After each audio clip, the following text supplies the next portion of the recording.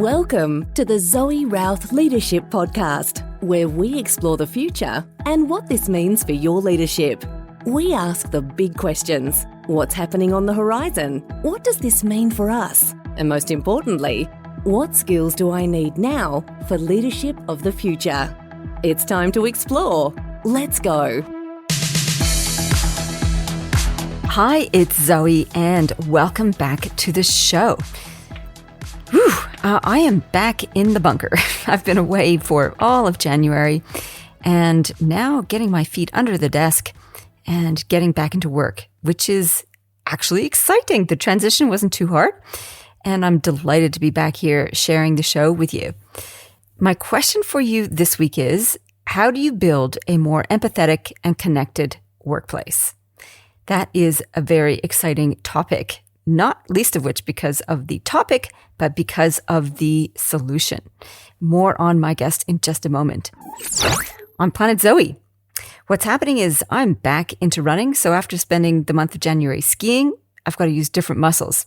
Thankfully, the skiing helps with the running, but it's been a slow grind getting back into that side of things. And I'm enjoying it too. Big news in the book front. If you are interested in getting an advanced reader copy, the ebook version of Olympus Bound, my next novel, which is the third in the series and the sequel to Olympus Project, I would love for you to get an ebook copy. And if you feel so moved, to write a review ahead of our official launch on May the 1st. It really, really helps get exposure for the book. Does wonders for my self-confidence as a novelist to get people reading it and commenting on it. And if you like being part of the behind-the-scenes stuff of launching a book because you're an avid reader or you just want to support me as an author, please go to the link that we'll put in the show notes about how to get an ebook version copy of the book Olympus Bound so you can read it and write a review on Goodreads or Amazon before the launch on May the 1st. So giving you plenty of time to get through it. It's over 400 pages of pure, energetic delight. At least that's what I think. Now, back to the question. How do you build a more empathetic and connected workplace? My guest today is Dr. Ann Kowal Smith. She is the CEO and founder of Reflection Point, and her and her team use stories to build connection and a more empathetic workplace. What the? This is like the perfect blend of everything I love. Leadership and fiction coming together. She has developed a company whereby they use a book club format to look at short stories. She did start with novels and said, actually, people are too busy. So we go with award-winning stories that she gets the group to read ahead of time. And they come together to discuss the insights and realizations with that. And what the science has shown in that reading these stories develops our perspective and develops our capability of empathy. I've always known that about literature, and the science is now backing it up. And she has implemented it into a practice with leaders and their teams to intentionally develop the ability to see each other better and to develop more empathetic and connections. And it's not just about the story. It's about the sharing in the circle of the staff members as they come together and share their insights that builds these insights into each other and builds on their connection in the workplace, which is awesome. Well, I don't want to spoil the whole story. Let's get into it. Well, all the way from Cleveland, Ohio by the Great Lakes, welcome to the show, Ann Kowal Smith. Thank you. I'm delighted to be here. Yeah. Well, I'm thrilled that you're here because we're talking about two of my favorite subjects, reading and leadership. And I want to know how the heck you managed to get into this line of work and smash those two things together, two of my most favorite things. So what has been your trajectory so far? Well, thank you. I love those two things too. And I think that what I love even more is the mashup. So the fact that you've framed it as a mashup is terrific. So some years back, I have a goofy background, but I was a lawyer for many years. I worked in consulting. I've done a number of things with the one common denominator being client service. I've always worked with clients. And the second common denominator being learning. Like my learning curve was always steep. My learning curve was always something I had to continue to stay on top of. And one of the things that I found most exhilarating was learning. And so some years back, about a dozen years ago, I thought, there's an awful lot of people who haven't really had an opportunity to have the same kind of learning curve in their work every single day. There are voices in organizations everywhere that we don't hear. There's magic that resides at the intersection of people who work together. And one of the really nifty ways of pulling that magic out of those intersections is by creating opportunities for people to have genuine, thoughtful, engaging conversations with each other. And what better for that than literature? So that's kind of the genesis of the work. Ever since we started, we've worked with leadership teams, we've worked with frontline teams, we've worked with teams in every level of organizations of every single kind all over the world. We've done this work in 8 languages. I'm here to tell you that the human connection that is unlocked by literature in the workplace is moving, powerful, and unbordered. I find that quite astonishing. So I got stuck on how do you bring people together, engage in conversation over literature? Because so many people I know who work in leadership roles don't read. And they don't read fiction. They don't read nonfiction. And so that's a huge sales barrier to overcome, a resistance barrier. I suspect, or maybe I'm totally wrong around that. I mean, I'm totally sold on literature. I've been a long-standing, huge reader all my life. I'm a writer and an author myself. So I don't need to personally be sold, but it always astonishes me when people don't read and don't have that as a habit. And so how do you encourage people to come along for the ride around literature, creating general, thoughtful, engaging conversations, as you call them, centered through literature? How do you get people to get on board with that? Well, I think the most important way for people to get on board with it is to help them to see why it's not about the literature. It's about the sharing of ideas, the connections, and the skills that people build when they can be part of a shared experience and do something that's a little bit different than what they do every day. So, we can talk about that and sort of what those elements look like. As far as your observation that people don't read, it's an observation that I share. When we first started this work, we did it with long books. We have now come to use primarily short stories and short essays. And we have many people who say, oh, a 10-page story, isn't there anything shorter, right? So I think that the human attention span is clearly shrinking. But what literature does is that in the amount of time, especially short stories, in the amount of time that you do give them, you can open the aperture to all kinds of imagination. And I think what literature does, and the argument that I make to people, is stories are the way we communicate. Stories are the way we share our beliefs. They're the way we learn, the way we grow, the way we've learned to pray. They're all of the things that we do in our lives are powered by stories. And so it makes total sense that to build an effective team, to create an inclusive organization, to deepen collaboration, that by finding a way for people to share their own stories, that's going to be the ticket for helping people to grow closer together, to work better together, to engage with each other. And when I position it that way and help people see that these skills of getting to know each other and connecting with each other and working better together can actually be unleashed by a story, then it's not about how do I get all these people to read a story, but how can we build the skills that we need in our organization? That is so beautiful. So if I'm tracking you correctly in terms of how you unpack this, or how you surreptitiously get people to collaborate better, is we start with, let's come together over something that is outside of our normal experiences. So we're not talking about a work issue. We're talking about a piece of literature, a story, a short story. So there is the emotional investment in the short story is different than if they had to talk about a story in the workplace, say, for example, as a starting point. So when we start to learn how to read, listen, or experience a story, think about it, reflect on it, and share our insights, that's the skill. Those are the meta skills that you're talking about, to then applying to, okay, let's talk about the stories that we're bringing to the table in the workplace. So have I tracked the correct learning and application pathway properly?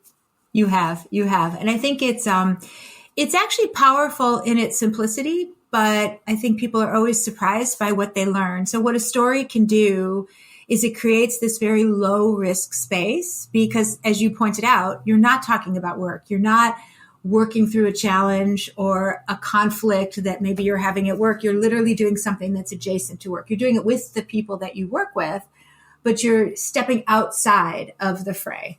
You're doing something that's adjacent to work. And then what happens when people start to read these stories is you may see something in the story that really appealed to you or that really connected with you. I may see something in the story that's totally different. And what happens when we start to talk is that all of a sudden I see you and your interpretation differently because it didn't dawn on me that that would be another way of looking at things. And so all of a sudden I see, oh, wait a minute, there's a whole other way of looking at this story. What else am I assuming in the world that I know exactly what this is about when actually somebody sees it very differently? So it's a really interesting exercise, again, in a low risk way, to help people to expand the aperture, to understand that there are different ways of looking at things, to unpack or to take apart the kinds of drivers that help us to see the things that we see, and to also enable us to see a little bit more in ourselves, but as well a little bit more in our colleagues. And the skills that we build, the 5 skills that we talk about, are learning to listen with humility. When you have a conversation about a story, we have to listen to each other because that's the nature of conversation. It's about asking good and curious questions, challenging our assumptions so that we can be open to other people's perspectives, disagreeing with respect, but without retribution, and widening our circle of empathy. And so if you think about those 5 skills and you think about the workplace today, wherever you are in the globe, if we could all get a little bit better at those skills, wouldn't we have a much easier time tackling the challenges that are in front of us? Absolutely, we would. And those 5 skills are integral to the future of leadership, where we need creativity, collaboration, and compassion. And so how do we get to there is with some of these 5 skills, the understanding perspective, understanding assumptions, suspending judgment so that we can nut out where people are coming from, and developing empathy, I think, is the segue to the compassion piece. So I love that story is the vehicle for this. I think that's just so incredibly brilliant. How did you pick that up? So as a lawyer, we're not necessarily known. My husband's a lawyer. I guess he deals in story every day, but it's from a different angle. I never would have thought about him dealing with story, but he deals with people's personal stories every single day. How did you make the leap from stories, learning, and literature? Like, how did the literature piece get sucked into this fabulous vortex? So I think for me, this idea of learning is, as I mentioned at the beginning, it's really a huge element to growth. I think it's growth of organizations, growth of teams, growth of us as individuals, and certainly growth of leaders. I think so many leaders, when they do read, will gravitate towards a business book or look for advice of some kind. And while there are many really good business books that peddle really good advice, they tend to be one person's point of view that about one particular topic or one idea. But they don't necessarily open the mind to thinking about what are multiple possibilities for looking at the same thing.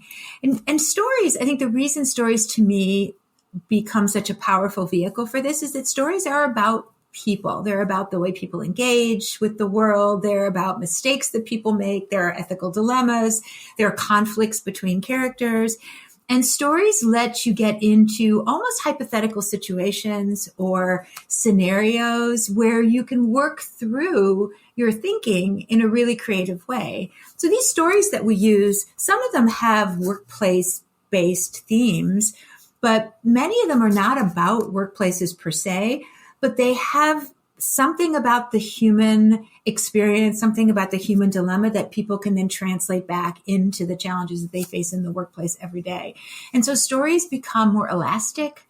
They're more expansive. They're more creative ways of pushing people beyond their comfort zone. So instead of saying we're going to get together and we're going to talk about X, by starting in a story, you can talk about X and Y and Z and everything that comes up, because what emerges tends to be much more complex and much more engaged than what happens when you have a topic, a single conversation about a particular topic. And so stories really have that way of expanding the imagination. I agree. And some of the best stories are the ones which don't leave you with this is how you should think about this. They leave you with, what was that? How am I supposed to think about this? What do I think about this? And they kind of get under your skin and eat away at you, pushing you to call up your own lenses of making judgment about the situation. Absolutely. And I'm thinking about, in particular, I wish I could remember the name of the darn movie. It's about a violinist during World War II who gets adopted or lives with a family, and he's a virtuoso, and he disappears on the night of a great concert. Disappears. Nobody knows where he happened to him. And 35 years later, his adopted brother, fellow kid, goes and finds him. And the whole story weaves through this violinist's experience and his brother, impact on the family of the disappearance. And at the end of it, they reunite. He does the concert performance, and you find out what happened to him. And then he disappears again. It's like, what the? Like, you wanted to have a happy ending, but it's like, why is the violinist, he was such a jerk to his adoptive family? Why? And so this kind of still wrestling with the morality of it. And it's like, what, was there a redemption piece in there? Should he be forgiven? What do you do to let go? There was lots to unpack. Lots of questions like that, as opposed to a fable, which spells out how you should be thinking about something. There's a lesson in there. I love those stories. So yeah, I think the strongest lessons are the ones that we derive ourselves, right? And so because we tend to see ourselves in a story in some way, then the takeaways, the power of those stories can become much more personal to us, because we have to figure out the connections, right? We have to make them work. Figure out the connections. That's right. And I was watching this play out live yesterday or Tuesday this week when I played a Ted Lasso video for a group of leaders and said, what do you think about Ted's leadership in this particular excerpt of this video? And the first person to speak was saying, oh, he's not a very good leader at all. Listen to the language that he used. And then a forest of hands went up and said, well, I think he's a great leader because of blah, blah, blah, blah. And it was a perfect example of different perspectives emerged in response to this excerpt. And I love that. So they had a nice constructive conversation about what was important, what was useful, what was good, what was bad out of that little excerpt, which leads me to the question, why written word and not videos? Or do you use videos and that form of storytelling as well? So we do use audio, because there are times where we want to make sure that just because people are not necessarily natural readers, that they can't necessarily be part of the conversation. So some people like to listen when they commute, etc. We don't use video very much. In fact, very little. We've done it with kids a little bit, but we haven't done it with adults. In part because video is already partially interpreted by the videographer. So I can give you a great example. If there's a story, and I'm trying to think of a particular example, there's a story that we use that is a story by Charles Johnson. And he is a writer from the Pacific Northwest. And it's a story about a Kwoon, or a neighborhood martial arts studio in the south side of Chicago. And it's about the engagement of the guy who starts the studio, who's a young man, and then an older man who comes in who is a former merchant marine and a very strong fighter of a different type. And then there's a woman in the story. What's interesting about the story is that people come in with expectations around what these people look like. What do they bring to the story? And as you pointed out before, a story can be like a little snapshot where it leaves questions at the end, and sometimes it leaves questions at the beginning where you're not sure the origin stories of some of the characters. So it's almost like you're looking at a snapshot in time of a bunch of characters. But the assumptions that you make about who those characters are, where they've come from, maybe what race they are, what ethnicity they are, what their backgrounds carry, what backgrounds they carry with them to help them to make whatever decisions that they make in the story. These are all parts of the elements that enable us to see other people's thinking. If that story were a movie, somebody would have cast the owner of the studio, somebody would have cast the fighter, somebody would have cast the students, and then all of a sudden somebody else's interpretation gets interjected into the narrative of the story itself. And so what we have found is that by using the written word, either written or spoken, that we still leave a lot of the visual imagination for the participants, And as they compare the assumptions that they're making, they can start to see a lot more about themselves and about each other in the process. I love that. And you're absolutely right. So I remember having a story read to me or listening to a story, and they're talking about a doctor does this, doctor does that. And then about 3/4 of the way through this little story, they talk about the doctor being a woman. And then she did this. And it's like, what? Because you realize you've affiliated or associated doctor with male. And it was a beautiful way to unpack assumptions. It's like, did you think that the doctor was a male? Did you think the doctor was white? And you can unpack some of those assumptions or biases, I guess, these cultural biases that get clustered around these particular words. I love it. It's funny you should say that, because we have another story where there's a protagonist and the protagonist is never named as either male or female. And so whenever we have a conversation about this story, you get a group of people who assume that the protagonist is female and others who assume the protagonist is male. And just having a conversation around why they made those assumptions and and then examining why they made their own assumption can actually make for a very fruitful and very interesting conversation, because we just, there are shorthands that we have to use to get through the world, and we just assume that they are truths. But there really are our shorthands. My shorthands may be very different than your shorthands. And by being able to unveil what people are thinking and the lenses through which they see things, you can begin to understand them a lot better when you go to work with them. And so it becomes a very meaningful way of creating the connections that become more fruitful at work. I love it. That's fantastic. How do you go about curating the stories? I mean, that seems to be part of the challenge, or part of the, I don't know. Yeah, it sounds like a challenge to me, having read so much. How do you pick the right text? Well, I like to think that that's one of our secret sauces, but it's something I particularly have a lot of pleasure in doing.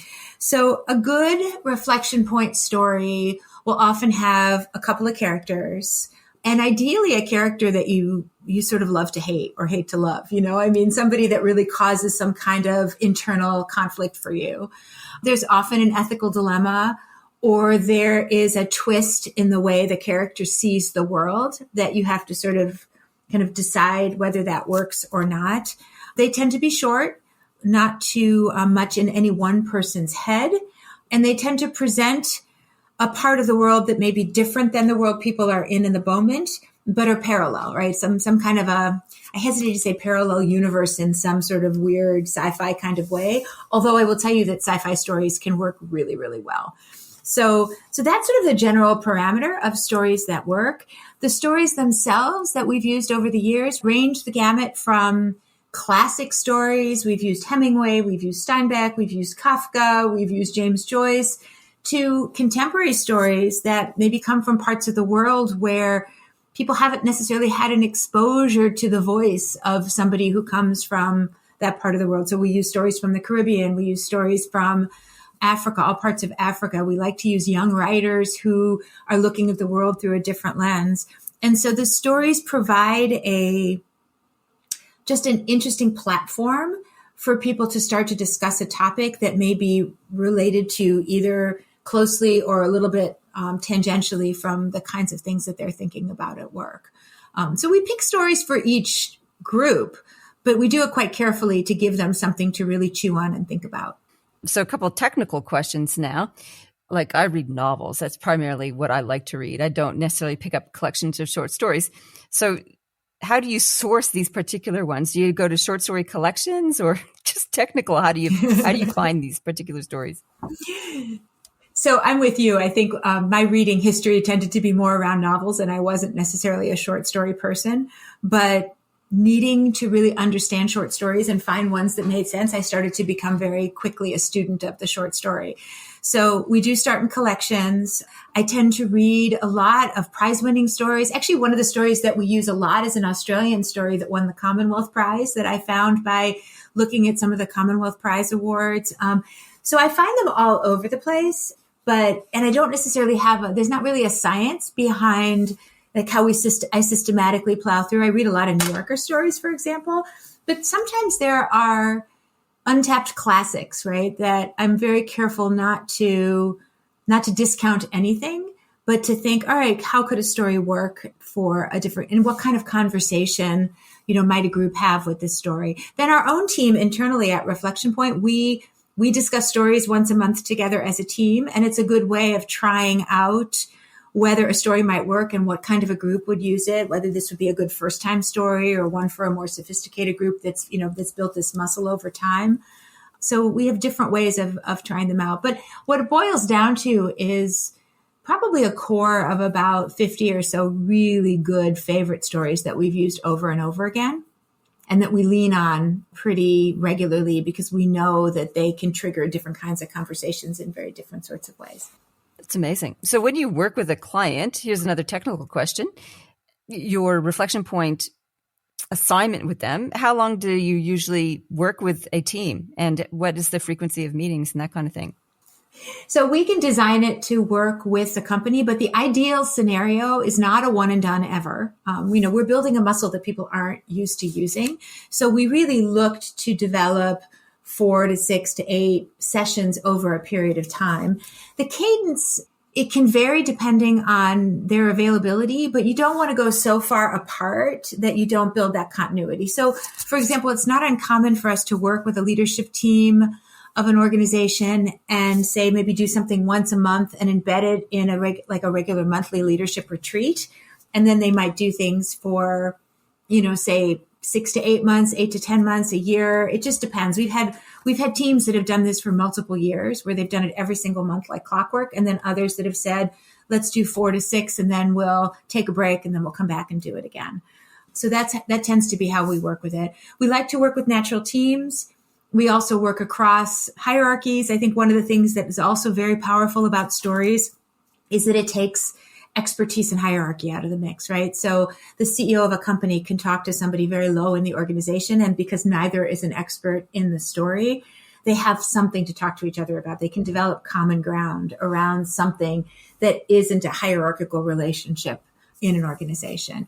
And we also work with organizations that are looking to find novel ways to have diversity and inclusion conversations, or to personalize cultural values, or to think about ways that getting people together to really explore elements of their strategy or things that are important to them as an organization can be bolstered by the conversations and the connections that people make through this kind of work. So how we work with any given client depends a little bit on what that client needs.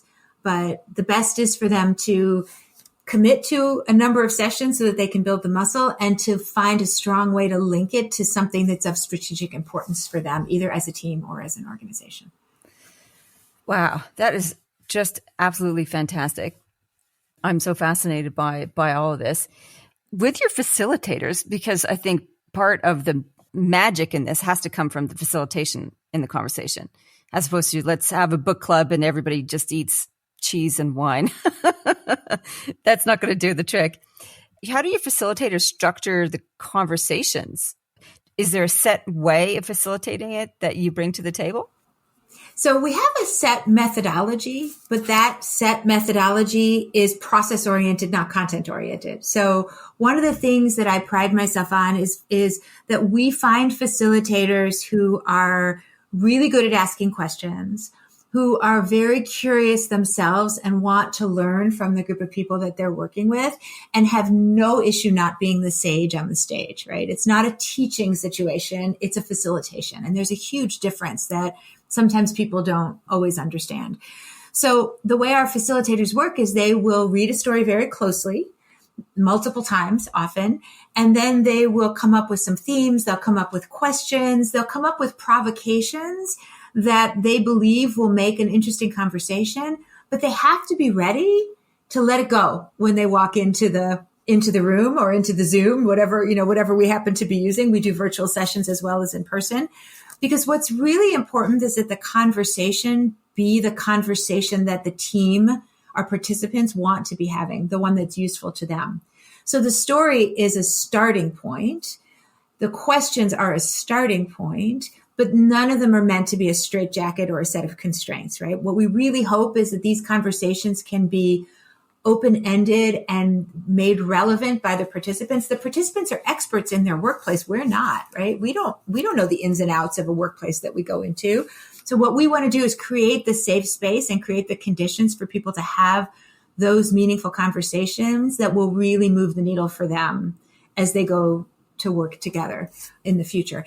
And what the facilitators do is they model those 5 skills I mentioned to you, right? They ask good questions. They listen attentively. They can make connections between things that people say. You know, their own assumptions are almost always challenged. And I can tell you, as somebody who facilitates often myself, I almost always hear something in a discussion that I hadn't thought of myself, right? I could have read the story 15 times. I could have facilitated it 15 times.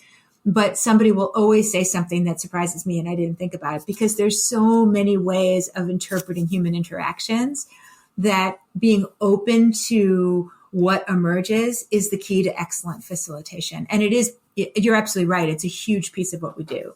It's not a book club. It can't really easily be done by itself. No, because I was just thinking about that, because I could imagine there would be some leaders like, oh, I just need the list of texts and then I'll just run this myself. And if they're an excellent facilitator themselves as leaders, maybe. But then you've got the challenge, right? So if you're the team leader, the CEO, whatever, if you're leading the conversation, you've then put in hierarchy and command and control back into the conversation, as opposed to being just one of the participants. So that is a bit of a challenge. Absolutely. And no, it's absolutely true. And go ahead, Ann. Yeah. Then you have an agenda, right? We don't have an agenda. The CEO might have an agenda when she or he picks the text, right? And the other thing too is, you're right, the hierarchy comes in, whereas when you've got an outside facilitator, somebody who genuinely is curious about the dynamics of an organization, it adds a very different voice. It also helps people to rise to the occasion and connect with each other in a different way in the presence of a guest or another person. So it is an important feature. Okay. And I'm loving this, and maybe you'll love the Fast 5. Are you ready? I am ready. Okay. What's the future technology you want right now? So I had to laugh. I think the future technology that I want is an attractive, completely water repellent swim cap that you can wear to go swimming. I used to love to swim, but I don't do it anymore. And why? Because my hair would get wet. And so I think one of the technologies that has never changed is the swim cap. And I would love to have something that would not only keep your hair totally dry, but looking dynamic as soon as you take it off.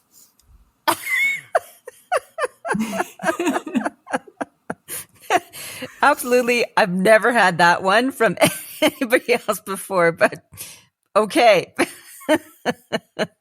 There's a market opportunity for there somewhere. Yes, there is. There is. I think, and no, it's an ignored one. I don't think that's changed. Yeah. No, people have thought there isn't a burning need for improving swim cap technology. Though I thought you were going to say headphones so you could continue to listen to stories. And I was about to say, well, I've got these headphones, which I wear swimming. But anyway, moving on. Moving on. Best tip you ever got for leadership? You know, a piece of advice that I heard and that I have processed over and over again is to observe and not absorb. And I think observe and not absorb is a really important thing for leaders who need to really listen and hear what people around them have to say, but have to get themselves out of the fray, right? It's so easy when you get either positive reinforcement to get super excited and then just kind of run, or negative reinforcement to take it personally, or if you're dealing with somebody else's issues, to get yourself embroiled in whatever emotional turmoil they have. But this idea of just being able to learn to detach enough to observe while staying present and focused, but not absorb, enables you to stay objective, thoughtful, and reflective while still being an engaged and good leader. Okay. That's a really good one. And that's an advanced leadership skill too, where you can actually observe, be an observer of self and of others before you start to lay on the interpretation. Love it. Okay, number 3, what's one problem in the workplace you'd love to wave a magic wand and be fixed right now?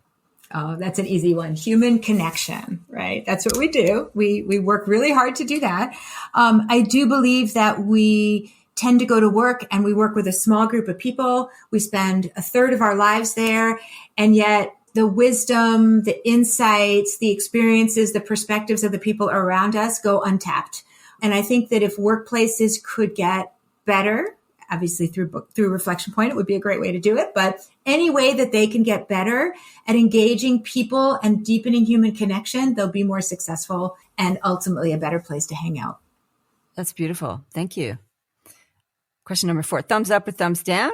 Who's a leader that's doing something right you want to give a thumbs up to, or a leader you think deserves a thumbs down? Well, I'm going to take this one in an unorthodox direction and tell you that I just had a chance to listen to an interview with Jane Fonda. And I thought, you know what? She represents everything we want a leader to be, right? She's taught us how to be brave. She's taught women how to be activists. She's taught women how to use their voice. Now she's teaching us how to age with grace and beauty and style and a point of view. That I give a thumbs up to somebody like Jane Fonda, who's showing women, especially women in the workplace, women in the world, what they can be when they put their minds to it. I love it. It's great. No one's ever highlighted Jane Fonda before. That's fantastic. And number 5, what is your favorite leadership book or leadership story that you'd like to recommend? So obviously I'd like to recommend a leadership story that is a work of fiction, but is about as truthful a story as there is in the world. And that is Franz Kafka's very short story, Poseidon, which is about Poseidon, the god of the sea, and his loneliness and frustration with his desk job. And the fact that he is so busy and so bogged down and so unable to delegate that he neglects to take a step back and look at the big picture. And so to me, I think looking at the big picture and always balancing the details with the direction and the journey is a really important lesson. And there's probably nobody who gives us that lesson in as quick and short a snapshot as Kafka did. So that would be my story, Kafka's Poseidon. Fantastic. I have to say, I have not read any Kafka. I don't think even I did an English literature degree, and I'm pretty sure we didn't read Kafka. Maybe it was my choices of types of stories. So there you go. That's going straight on the reading list for me. Thank you so much.